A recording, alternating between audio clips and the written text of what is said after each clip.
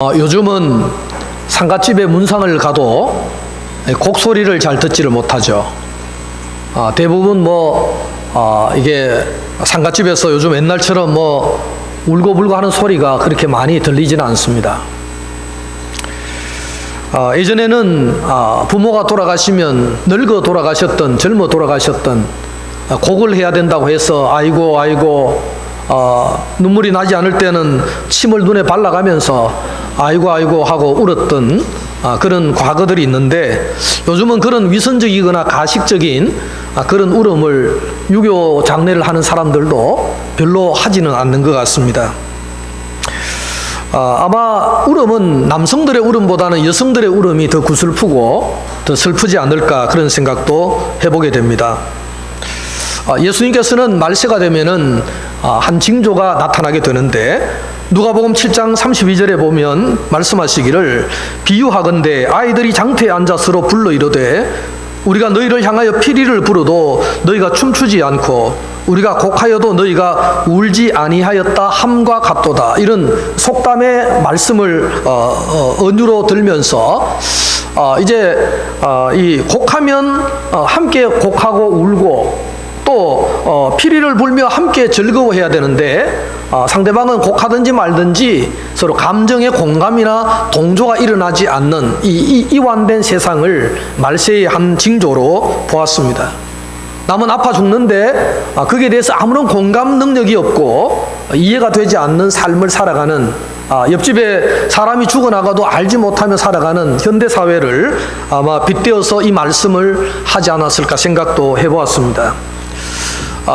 사도 바울 선생님은 디모데에게 편지를 쓰면서 디모데후서 3장 3절에 보면 말세의 최고의 징조 중에 하나가 뭐냐 하면 무정합니다.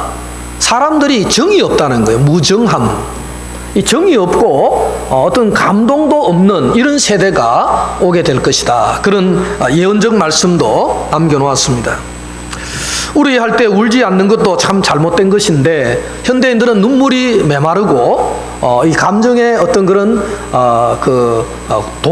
공감이 잘 되지 않는 그런 면이 많이 있습니다. 제 친구가 포항에 있는 친구가 있는데요.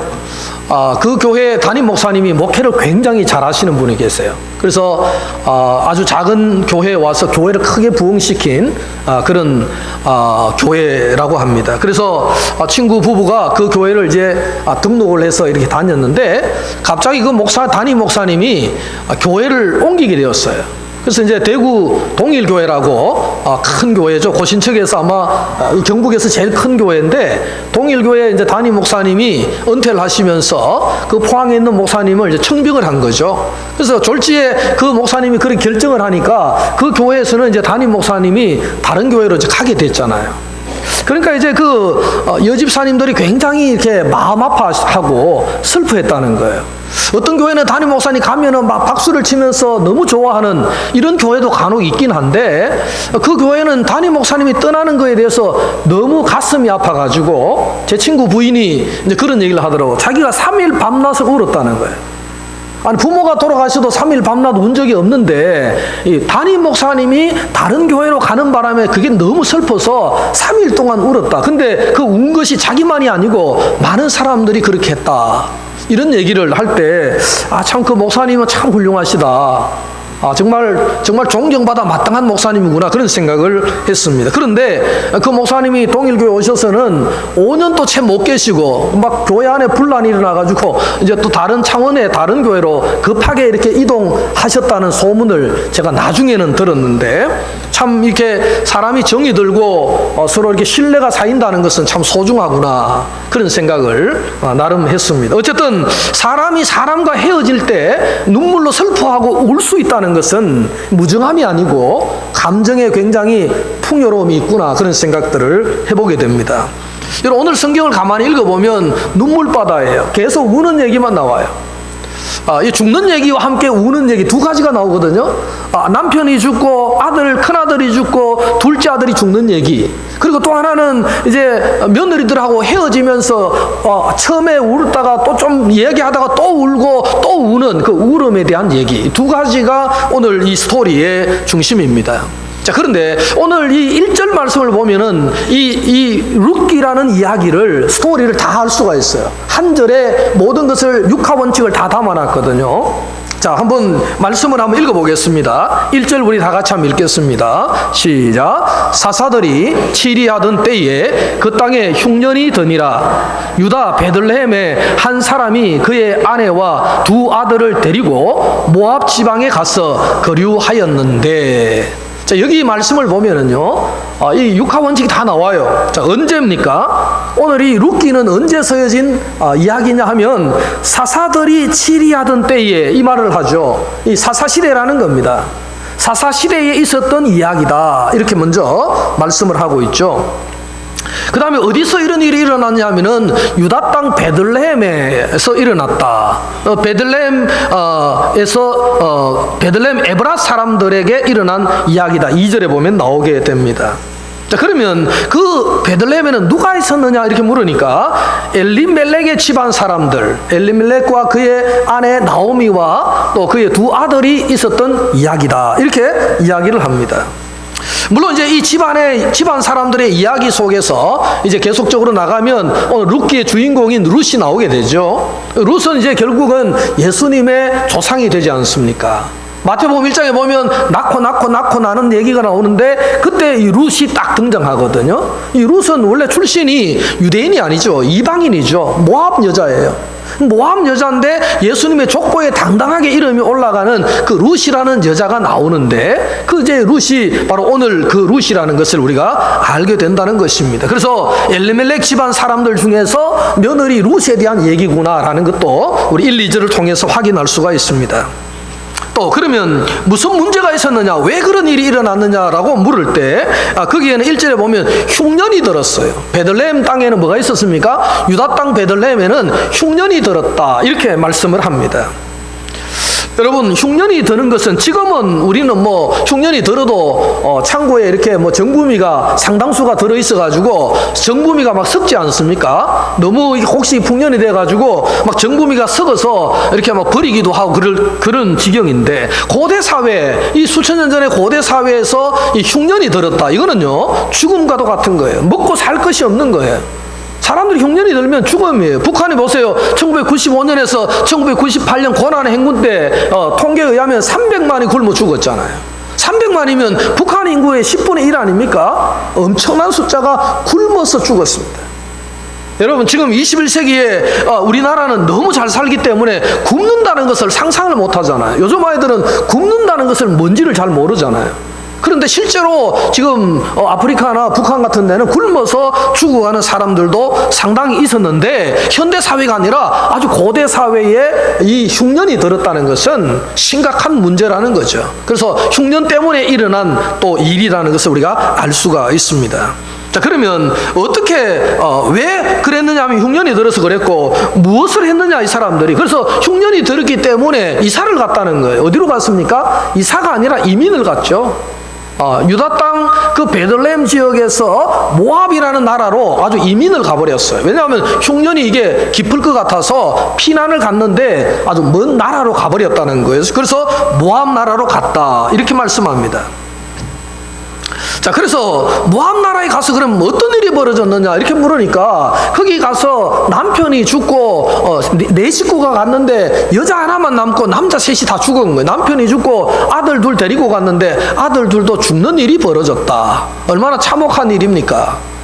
그렇죠. 물론 두 아들은 이제 이민을 간 지 10년 만에 두 아들이 다 죽어버리잖아요. 이유는 없어요. 왜 죽었는지에 대한 원인은 알 수가 없는데, 아마 뭐 가족력이 있었는지, 뭐 그 집안의 남자들에게 고혈압이 있었는지, 뭐 당뇨가 있었는지는 모르겠습니다만은 전부 남편도 일찍 죽고 두 아들도 일찍 결혼을 하자마자 자식이 태어나기도 전에 두 아들이 다 죽었다, 이렇게 성경은 설명을 해주고 있습니다.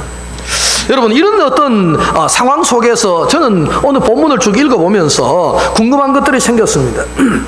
가만히 보면 왜 베들레헴에 기근이, 흉년이 들었는가? 여러분 흉년은 뭐 비 안 오면 흉년이잖아요. 그죠?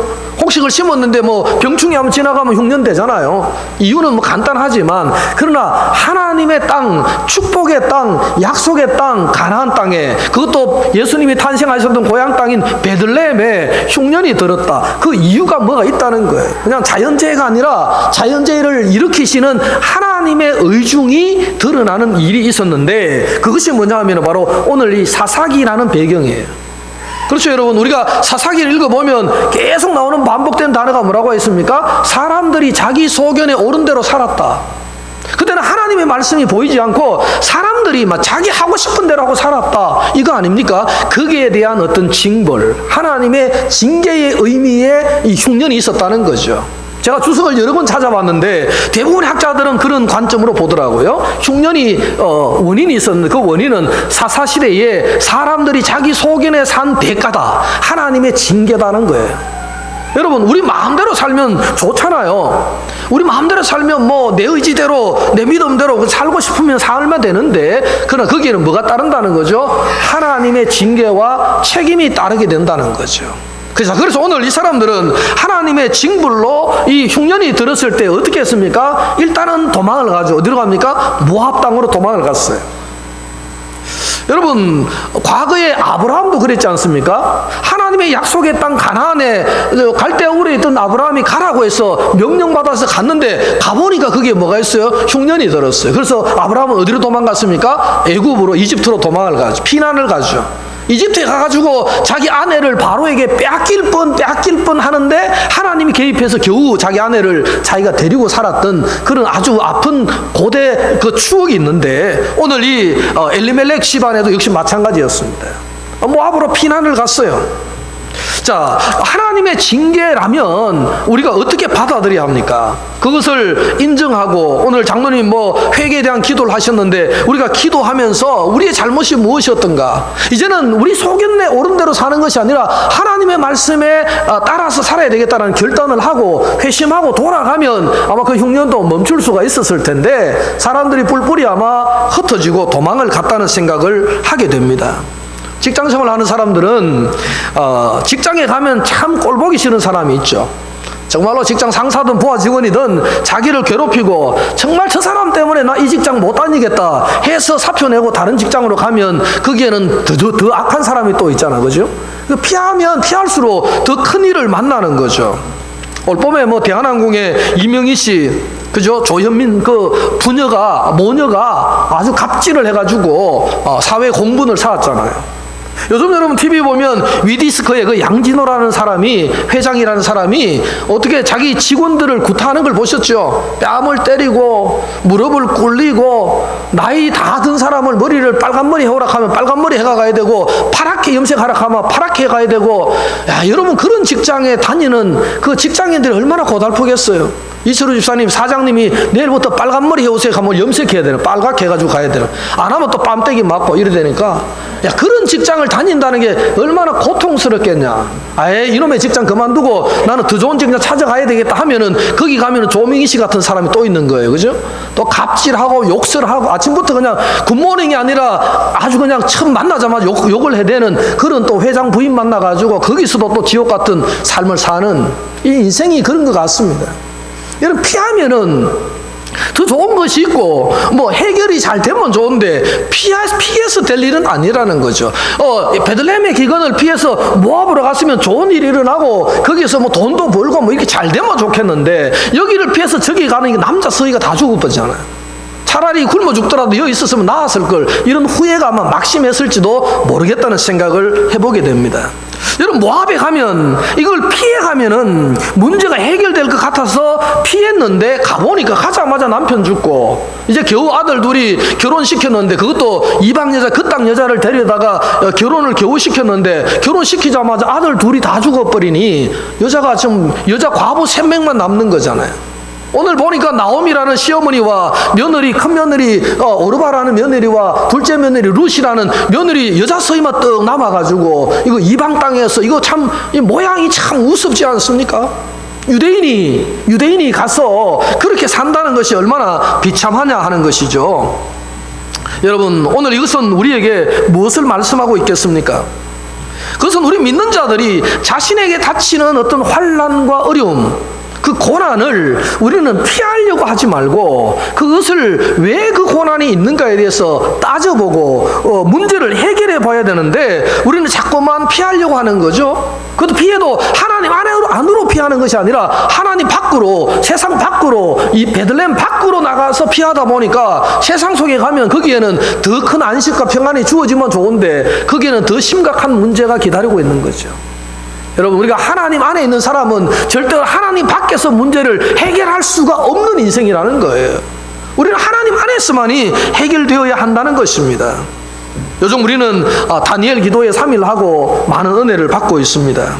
저는 둘째 날 아시아연합신학대학의 이한영 교수님, 그 목사님이 설교하셨는데요. 그 목사님 설교 자기 누나 명자 누나에 대한 얘기를 했잖아요. 참 많은 고통. 저는 이제 생각에 너무 그냥 다니엘 기도회 하면은 그냥 병들었다가 기도해서 나았다, 복 받았다 이런 얘기가 아니라, 그런 얘기만 하면 얼마나 우리가 또 식상하겠습니까만은 정말 간증자들이 신앙의 깊은 의미를 깨달은 사람들, 정말 좋은 어떤 신앙적 내용을 우리가 이렇게 전달해 줄 때에 참 감동이 되더라고요. 어제도 우리가 그 원기 아빠라 불리는 홍성은 목사의 설교를 들으면서, 간증을 들으면서 참 많은 깨달음이 주어지는 것 같아요. 그 간증 속에서 많은 생각을 우리는 하게 된다는 거죠. 여러분, 이 두 분의 설교를 우리가 들었지만은 그 두 분이 경험한 것이 뭐예요? 하나님은 엄청난 고난을 주셨는데 이유를 잘 알 수 없다는 거예요. 당장은 이유가 해석이 안 되는 거죠. 근데 시간이 지나고 보니까 그 고난 속에서 뭘 발견했다는 거예요? 하나님의 뜻을 발견했다는 거예요. 시간이 지나 보니까 그 고난 속에는 무의미가 있는 것이 아니라 하나님의 깊은 의미가 들어있더라는 거죠. 그래서 그걸 이제 받아들이게 되고 그걸 인정하면서 살게 되니 행복이 주어지더라. 그런 어떤 간증의 스토리들인 것 같습니다. 여러분, 고난 없이 하나님의 뜻을 깨닫는 것은 인간이 참 어려운 것이에요. 인간은 어리석고 죄악 가운데 살기 때문에 고난 없이 하나님의 뜻을 깨달을 수 있다면 너무 좋은데 그게 잘 안 되는 거죠. 그래서 하나님은 늘 고난을 동반시켰을 때 우리에게 큰 깨달음과 은혜를 주신다, 그런 어떤 깨달음을 얻게 된다는 것입니다. 사랑하는 성도 여러분, 여러분이 만나는 어려움이 있습니까? 여러분, 교회도 그렇잖아요. 회사도 그렇지만은 교회도 이 교회 저 꼴 보기 싫은 저 사람 때문에 내가 다른 교회 가야지. 가보세요. 거기는 더 큰 악마가 기다리고 있어요. 여기서 해결해야 될 문제는 여기서 해결하는 게 맞는데 그걸 피한다고 해결되는 문제는 아닌데 자꾸 피하려고 하는 우리의 태도를 고쳐야 된다는 거죠. 그 어떤 문제 속에 하나님의 뜻이 있음을 깨달으면 되는데 그걸 깨닫지 못하고 피하니 영원히 못 깨닫고 돌아갈 수밖에 없지 않느냐 하는 것입니다. 자, 여러분, 오늘 이제 세 명 남은 과부들이 이제 생각을 하죠. 시어머니 되는 이 나옴이라는 여자가 생각을 합니다. 이 소문이 이제 들려왔는데 그 베들레헴의 흉년이 완전히 끝났다. 하나님이 베들레헴을 굉장히 사랑하시고 복을 주셨다. 그래서 이제 풍년이 들었다는 소문을 들었어요. 그래서 이제 과부 셋이서 살아가는 이 집안에서 이 나옴이라는 시어머니가 고민하다가 결론을 내리죠. 뭐라고 결론 내립니까? 나는 돌아간다. 나는 다시 남편의 고향, 내 고향인 베들레헴으로 돌아가겠다. 그래서 이제 살림을 보따리를 다 샀습니다. 사가지고 과부 셋이서 이제 길을 가는 거예요. 베들레헴을 향해서 떠나가는 거예요. 모압에서 베들레헴으로 가는데 이 발걸음이 보통 웃기는 게 아니잖아요. 시어머니와 며느리 둘이 전부 다 남자 없는 이 과부들만 셋이서 쭉 줄을 서가 가니 이 참 자기가 봐도 이게 웃기는 모습 아니겠어요? 자, 그래서 어떤 생각을 했겠습니까? 그래서 시어머니가 가다가 갑자기 마음이 확 바뀐 거예요. 결단을 해버렸어요. 뭐라고 결단했습니까? 내가 도저히 이 두 젊은 며느리들은 내가 데려갈 수 없다. 돌려보내야 되겠다. 이들은 자기는 돌아가면 고향이지만 이들은 돌아가면 어디예요? 자기 고향을 떠나가는 거예요. 시어머니 입장에서는 고향으로 돌아가는 거지만 며느리 입장에서는 고향을 떠나서 가는 건데 이건 아닌 것 같다. 그래서 결단을 하죠. 며느리들을 향해서 성경에 보면 딸들아 이렇게 부르죠. 내 딸들아, 너희들이 돌아가는 게 좋겠다. 그것도 이제 모압과 이스라엘의 국경 근처까지 가가지고 가는 길 도중에 이제 그렇게 생각한 거예요. 여러분, 이제 갈 거냐 돌아갈 거냐, 인생이란 것은 항상 그렇지 않습니까? 저는 오늘 성경 7절에 보니까 있던 곳에서 나오고 두 며느리도 그와 함께하여 유다 땅으로 돌아오려고 길을 가다가, 오늘 성경 보니까 길을 가다가 그 시어머니가 결단을 해버렸어요. 길을 가다가, 길 위에서 집에서 뭐 기도하다가 결단한 게 아니고 그냥 진짜 떠나가다가 길바닥에서 시어머니 마음이 확 바뀐 거예요. 뭐라고 바뀌었습니까? 이들을 돌려보내야 되겠다. 고향으로 가도 자기는 고향으로 가지만 이들은 고향을 등지고 이제 타지로 가야 되는 그 두 며느리 청춘을 생각해 보니까 이 생가부들이 너무 불쌍하잖아요. 그 돌려보내야 되겠다. 그래서 돌아가라 이렇게 말하잖아요. 여러분, 오늘 저는 이 길을 가다가, 우리 인생길은 항상 그죠? 두 길이 있잖아요. 두 길이 있는데 우리가 하나님의 길이 있고 인간이 살아가는 자기 마음대로 사는 길이 있잖아요. 넓은 길이 있고 좁은 길이 있잖아요. 진리의 길이 있고 그냥 세상의 길이 있는데 그 길만 있는 게 아니더라고요. 하나님의 길을 가는 사람들이 외길을 간다 하더라도 그 길도 여전히 두 길이다, 그런 생각이 들었어요. 오늘 말씀에 보면은 뭐라고 말합니까? 그 길을 가는 길 도중에 뭐라고 말하죠? 돌아가라. 여러분, 우리가 외길을 간다고 해서 계속 가지는 못하잖아요. 가는 길이 있으면 돌아가는 길도 있거든요. 그 외길이라 하지만은 여전히 길은 두 방향이구나.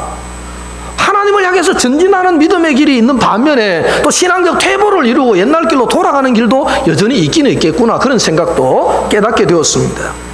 여러분, 오늘 우리는 어떤 길을 가고 있는지 한번 돌아볼 필요가 있지 않겠습니까? 하나님을 향해서 우리가 전진하는 길을 가는지, 믿음의 길을 걷고 있는지, 아니면 과거로 회귀하고 퇴보하고 옛날 길로 자꾸 돌아가고 있는지에 대한 우리가 신앙적 점검을 해볼 필요가 있지 않느냐 하는 것이죠. 어제 우리 다니엘 기도회 간증해 하셨던 그 홍성은 목사님, 그죠? 원기 아빠 홍성은 목사님은 어제 중요한 얘기를 했잖아. 타이밍이다. 그러니까 어제는 지나가 버렸고 내일은 오지 않았기 때문에 인간은 영원히 오늘을 사는 사람들이다. 오늘이 제일 중요하다. 어제 돌아가는 거 그건 상관하지 말고 오늘 역시 전진하고 오늘 믿음의 길을 걸으면 되는 거지. 어제 일을 오늘 후회한들 무슨 소용이 있겠느냐는 거죠. 내일은 아직 오지 않았기 때문에 오늘을 열심히 우리가 살아가고 신앙의 일을 걸어가는 게 믿음의 사람의 길이라는 것을 어제 간증을 통해서 우리에게 많은 도전을 주지 않았습니까? 자, 그러니까 오늘 이제 새 여자가 가다가 시어머니가 갑자기 폭탄선을 해버린 거예요. 돌아가라! 이렇게 말하니까 지금 어쩔 줄을 몰라서 새 여자가 길바닥에서 지금 울고 있는 거예요. 오늘 성경에 보면 아주 큰 소리로 울었다. 대성통곡을 했다는 거예요. 대성통곡을 했습니다. 그리고 시어머니가 돌아가라고 말만 한 것이 아니라 갑자기 이제 고별에 입맞춤을 해버린 거예요. 입맞춘다는 것은 이제 너와 내가 헤어진다는 얘기거든요. 그래서 입을 두 며느리에게 맞추니까 이 두 며느리들은 완전히 이제 울고불고 난리가 난 거예요. 우리는 어머님을 따라가기로 이국 말리지만은 남편의 나라로, 죽은 남편의 나라로 가기로 결정하고 따라왔는데 갑자기 시어머니가 돌아가라고 말해버리니까 황당한 거예요, 이 며느리들. 그래서 이걸 어떻게 해야 될지도 모르는 상황에서 그냥 서로가 붙들고 우는 거예요. 과부들의 슬픔이 얼마나 컸겠습니까?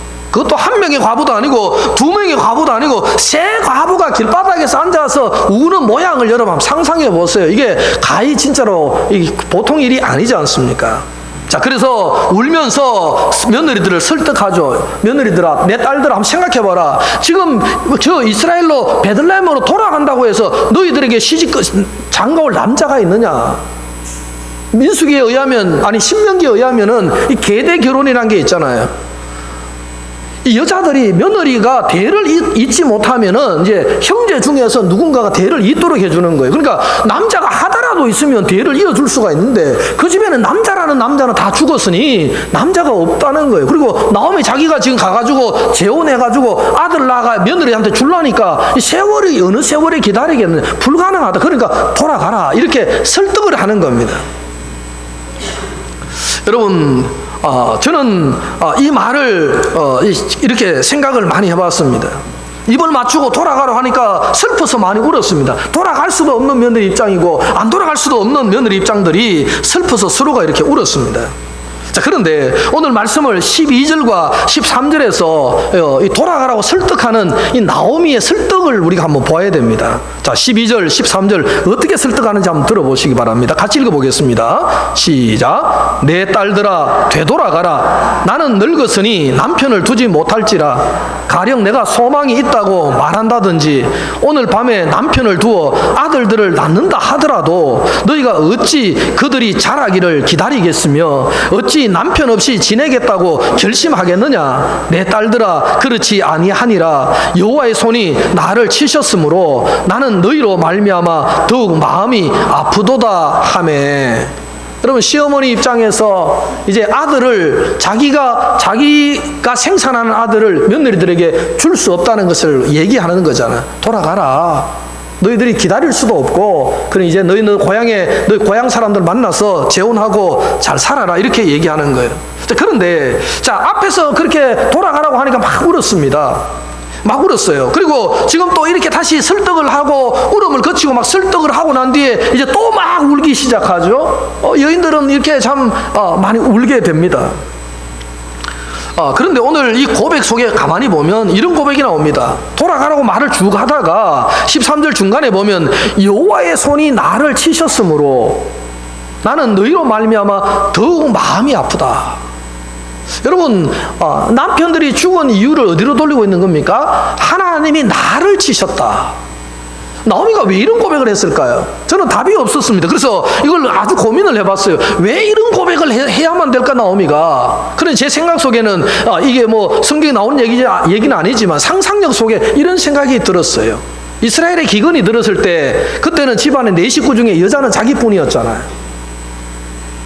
남편과 아들 둘이니까 여자는 자기뿐인데 아마 기근이 들었을 때 이 남편과 아들들은 그래도 베들레헴에서 지내고 버티려고 했을 것 같은데 아마 나오미 본인이 여자니까 그냥 여보 우리가 이민 가자. 여기는 힘들다. 못 살겠다. 가자. 이렇게 해서 아마 자기가 주장해서 간 것이 아닐까라는 상상을 혼자서 제가 해보았는데 그건 뭐 답이 있는 건 아니니까요. 자, 그러니까 나오미가 남편 셋이 다 죽으니까 그 양심에 찔림이 오는 거예요. 이게 내 때문이다. 다 내 죄다. 그럼 하나님이 내 죄를 치기 위해서 남편 셋을 아들 둘과 남자들을 다 데리고 갔다. 그래서 하나님이 나를 치셨다. 이런 고백을 합니다. 여러분, 하나님이 이런 고백을 나를 치셨다라고 고백하자마자 두 여자 며느리들은 또 이제 울음이 시작되면 대성통곡이 또 이루어졌어요. 오늘 보니까 막 울기 시작하죠.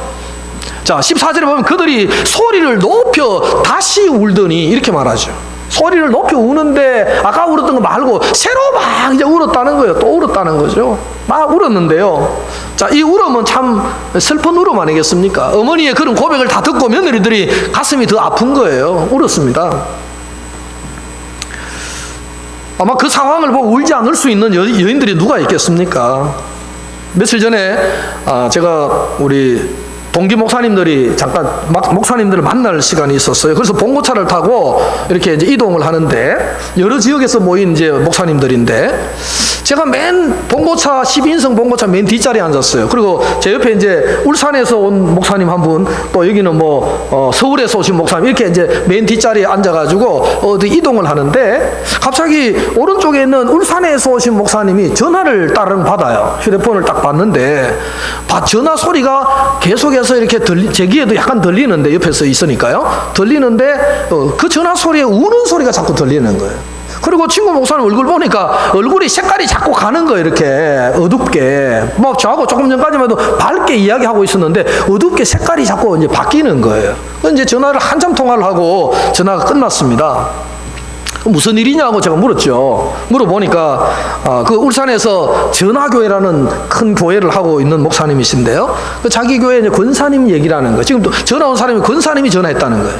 그 권사님은 자기 지금 아들과 며느리가 이제 서울에 사는데 자기들은 이제 울산에 살고 그 아들 며느리가 애를 하나 낳았어요. 애를 하나 낳았는데 18번 염색체가 문제가 있는 애를 낳은 거예요. 그러니까 이 애는 이제 그렇게 18번 염색체 문제가 생기면 의학적으로는 이제 태중에서 거의 사산이 되는 거예요. 대부분이 90%는 아이가 배 속에서 죽는데요. 그런데 그게 출산이 되면은 1년 안에 대부분 또 죽는데요. 그런데 놀랍게도 그 권사님의 이제 손자죠. 권사님의 아들이 애를 낳았는데 이 애가 18번 염색체가 문제가 있는 이제 그런 아이로 태어났는데 태어났다는 거예요. 이제 태어났는데 1년 안에 안 죽었다는 거예요. 그러니까 자기들은 생각에 이제 그 아이가 태어나자마자 그 이제 교회 전체가 기도했다는 그 아이를 위해서. 왜냐하면 그 너무 심각한 문제니까 하나님 아이를 좀 살려달라고 막 기도를 했는데 1년이 지나도 애가 안 죽었다는 거예요. 근데 그 애 부모가 서울에서 이제 부부 한의사라는 거예요. 부부가 다 한의사라서 이제 남편은 한의원을 하고 이 아내는 이제 한의사니까 온전히 그냥 그 병든 애를 위해서 집안에서 그냥 애를 키웠는데 최근에 굉장히 아이가 좋아진 거예요. 수술을 1년도 안 된 아이를 수술을 뭐 8번인가 했대요. 1년에. 그만큼 많은 어떤 그 수술하지 않으면 안 되는 그런 어떤 질병인데 그 수술을 하고 애가 생각보다 굉장히 좋아졌다는 거예요. 그래서 지난주에 제가 만난 게 월요일 날 만났거든요. 그 하루 전날 자기 교회에서 목사님이 광고할 때 여러분 기도 덕분에 정말 성도님들의 기도 덕분에 우리 권사님의 손자 누구가 많이 좋아졌다고 감사하다고 계속적으로 좀 기도해 달라고 기도 부탁을 했다는 거예요.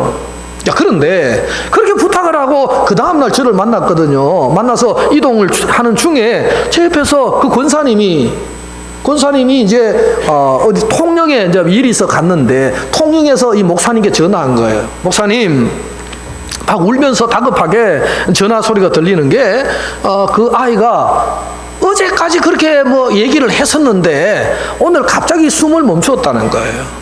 사망을 했다는 거죠. 그래서 그 권사님이 손자가 죽었으니 너무 가슴이 아픈 마음으로 통영에서 이제 그 버스를 타고 이제 서울로 가고 있다고 목사님께 이제 보고를 하는 거예요. 그럼 목사님도 가슴이 무너지는 거예요. 어제까지 좋아지고 어제까지 정말 이게 기적적으로 1년이 지나도록 살아온 이 아들인데 어떻게 갑자기 숨이 딱 멈추어졌느냐.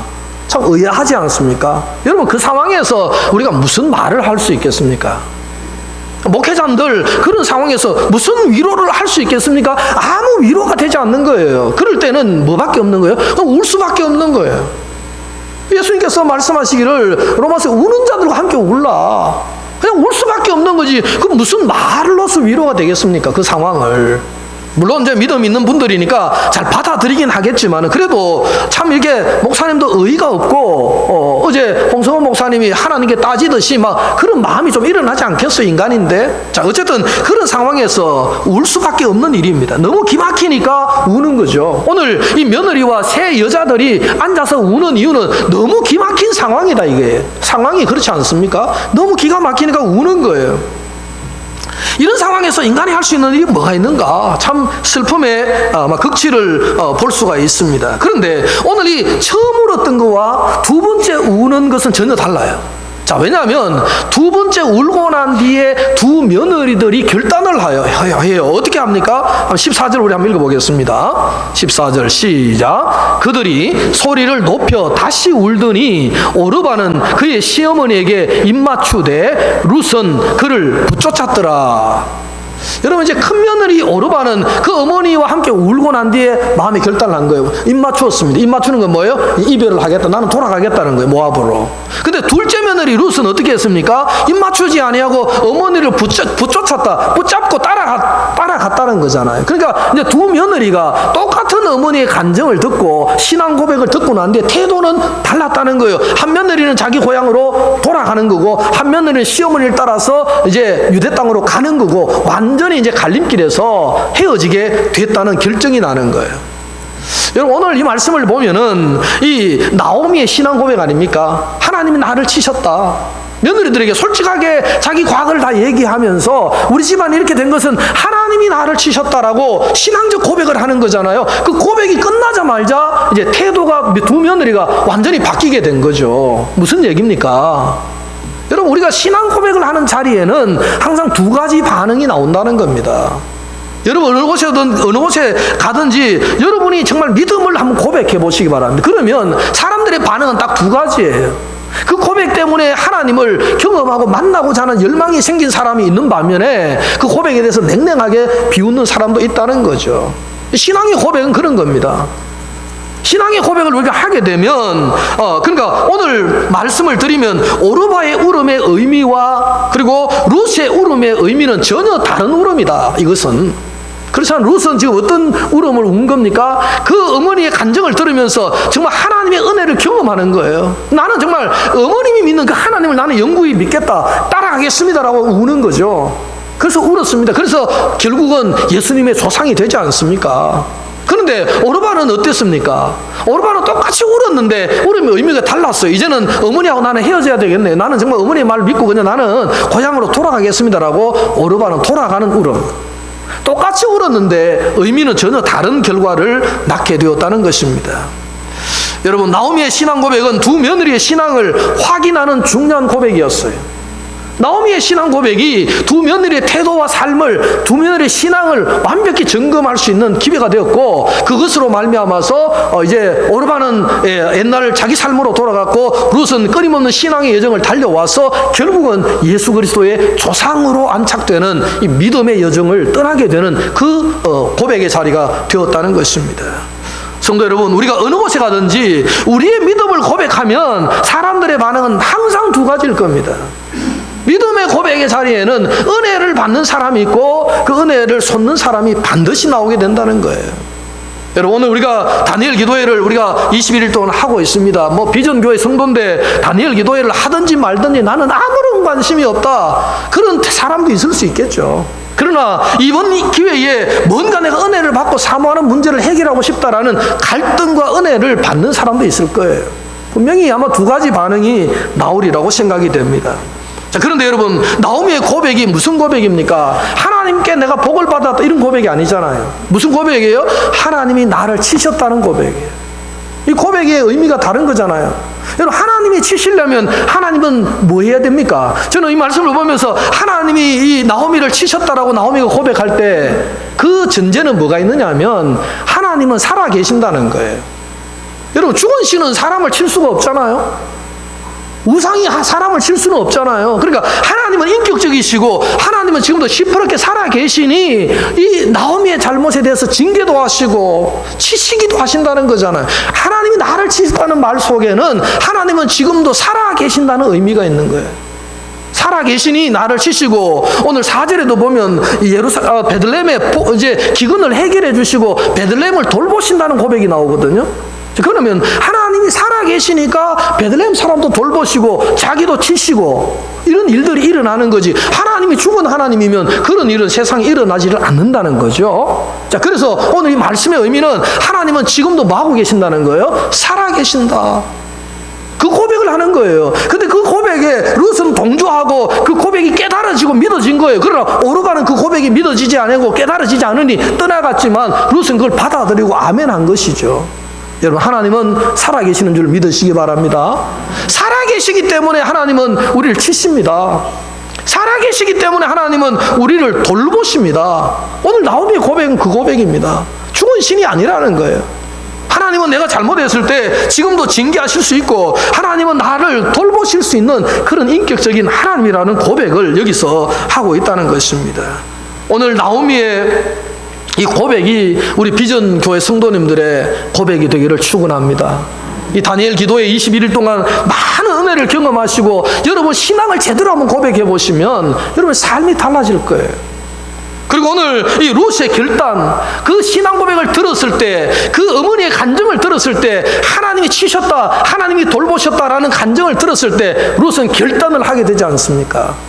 오늘 다니엘 기도에 저 21명의 많은 간증자들이 간증할 때 그 간증을 받아들이면서 아멘 하고 우리가 결단을 룻처럼 한다면은 우리도 예수님을 위해서 룻처럼 예수님의 족보에 뭐 조상은 될 수 없지만은 예수님의 생명록에 이름 하나 정도는 깊이 받게 만드는 그런 성도가 되지 않을까, 저는 그렇게 믿어 의심치를 않는 것입니다. 오늘 이 말씀을 듣고 여러분 나오미의 고백이 여러분의 고백이 되시고 룻의 결단이 여러분의 결단이 될 수 있기를 주의 이름으로 간절히 축원합니다. 기도하겠습니다. 하나님 아버지, 오늘 엘리멜렉의 집안에 참 어렵고 힘든 문제를 안고 세 여인의 반응들을 우리가 살폈습니다.